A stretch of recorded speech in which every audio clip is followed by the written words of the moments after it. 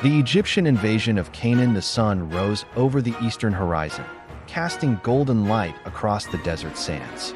In the distance, the war drums thundered, and the banners of the Pharaoh's army rippled in the morning wind.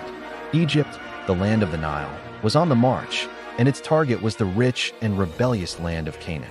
Canaan, a patchwork of city-states and fertile valleys, had long been a vital link in the trade routes connecting Egypt to Mesopotamia. It was a land of grain, wine, timber, and copper, resources Egypt needed to fuel its growing power. But its rulers often shifted their loyalties, swearing fealty to Egypt when convenient and conspiring with rivals when opportunity arose. Pharaoh Thutmose III, the warrior king of the 18th dynasty, had grown weary of Canaan's instability. Reports from Egyptian vassals spoke of a rising coalition of Canaanite princes, led by the powerful king of Kadesh, threatening to sever Egypt's influence in the region. The pharaoh would not allow it. In the spring, the Egyptian war machine set out from the Nile Delta. Thousands of infantry marched in disciplined ranks, supported by squadrons of chariots, sleek, fast, and deadly. Supply convoys trailed behind, carrying grain, water, and weapons for the long campaign ahead. The journey north was grueling. The army crossed the Sinai's arid wilderness, where the scorching sun baked the sand by day and the cold winds bit by night. Scouts kept a constant watch, for ambushes were a constant threat in the narrow passes. Yet, the Egyptian host pressed on, driven by the pharaoh's will. Their destination was Megiddo, a strategic city guarding the main trade and military routes through Canaan. Intelligence reported that the Canaanite coalition had gathered there, confident in their numbers and the city's fortified position.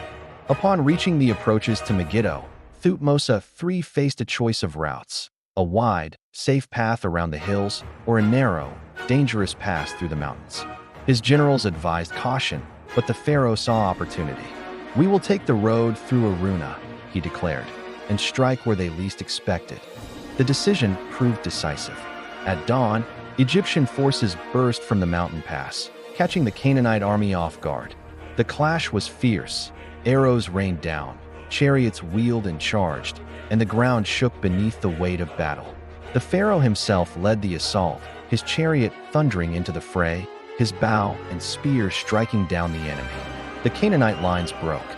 In their panic, many fled to the safety of Megiddo's walls, abandoning their chariots and supplies. Egyptian troops pursued them but stopped short of the gates, for the city's defenses were strong. Thutmose ordered a siege, surrounding Megiddo and cutting off its food and water. Months passed before the starving defenders surrendered.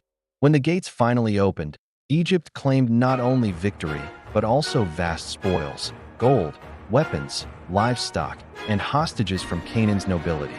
The rebellion was crushed, and Egypt's dominance over Canaan was secured for generations. The Egyptian invasion of Canaan was more than a military triumph. It was a statement of power. It showed that Egypt could project its might far beyond the Nile, enforcing loyalty on distant lands.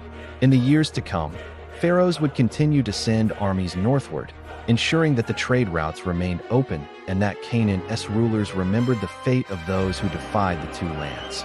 From the sands of Sinai to the gates of Megiddo, the invasion carved Egypt's name into the history of the ancient Near East, a legacy of war, strategy, and empire. If you enjoy this video, please subscribe, like, share, turn on the grind for more history updates.